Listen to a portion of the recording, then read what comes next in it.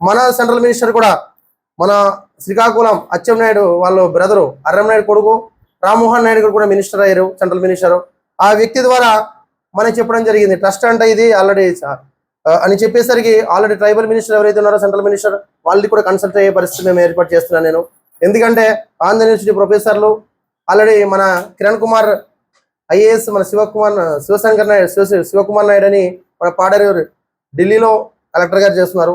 వాళ్ళ ఆధ్వర్యంలో అలాగే ఆంధ్ర యూనివర్సిటీ ప్రొఫెసర్ ఆధ్వర్యంలో ఈ యొక్క వ్యవస్థని ముందుకు తీసుకుపోయే దిశగా ప్రతి విషయంలో అడ్వైజర్గా వాళ్ళు ఉండి వాళ్ళు ఈ వ్యవస్థని ప్రతిదీ కూడా సెంట్రల్ గవర్నమెంట్ నుండి కానీ స్టేట్ గవర్నమెంట్ కానీ ఫండ్స్ వచ్చే విధంగా తీసుకొస్తామని మనకి వాళ్ళు సభ్యతను తీసుకుని మాట ఇచ్చారు వాళ్ళు.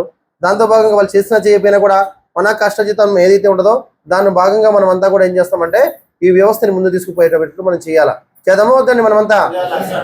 అది ఒకసారి ఆలోచించాలా. మీరు ఇప్పుడు రకరకాలుగా ఎంతో మంది మీరు ఉద్యోగస్తులు చూసుంటారు, ఆఫీసర్లు చూస్తారు, రాజకీయ నాయకులను చూస్తారు, కానీ ఇంతమందిని ఏకతాటిగా తీసుకొచ్చి మండల స్థాయిలోని అలాగే ప్రతిదీ జిల్లా స్థాయిలో కానీ లేదనుకుంటే మీరు మీ వరకు మీరు ధైర్యంగా ఉండే పరిస్థితిలో కానీ మీకు ఎవరైనా చేశారు ఇప్పుడు దాకా? అది హార్ట్ఫుల్గా చెప్పండి. మీరు నేను చెప్తున్నా, మనకు వచ్చి వాళ్ళు రాజకీయ నాయకుడైనా లేకపోతే అధికారి అయినా కూడా వాడు ఉద్యోగ ధర్మం కోసం వాడు వచ్చి 2 నిమిషాలు మాట్లాడేసి పోతాడు తప్ప నిజంగా మన బ్రతుకుల కోసం ఆలోచించినటువంటి ఏ మనిషైనా ఉన్నారా మీకు? అంతేనే కదండి. అందుకబట్టి మనకు ఒక వ్యవస్థ అయినా మన వాళ్ళు అందరూ కూడా మేలు చేసే దిశలో పోతున్నప్పుడు దాన్ని మనం నమ్మాలి. First believe. నమ్మకపోతే జీవితం ఏది కాదు. మనం అనుకుంటాం గొప్పవాడని. ఏ గొప్ప సరే మనము ప్రజలకి మేలు చేసినప్పుడని గొప్పవాడు.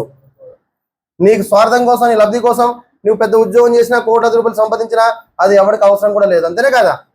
మాత్రం అవ్వదు. జీతాలకే రావాలని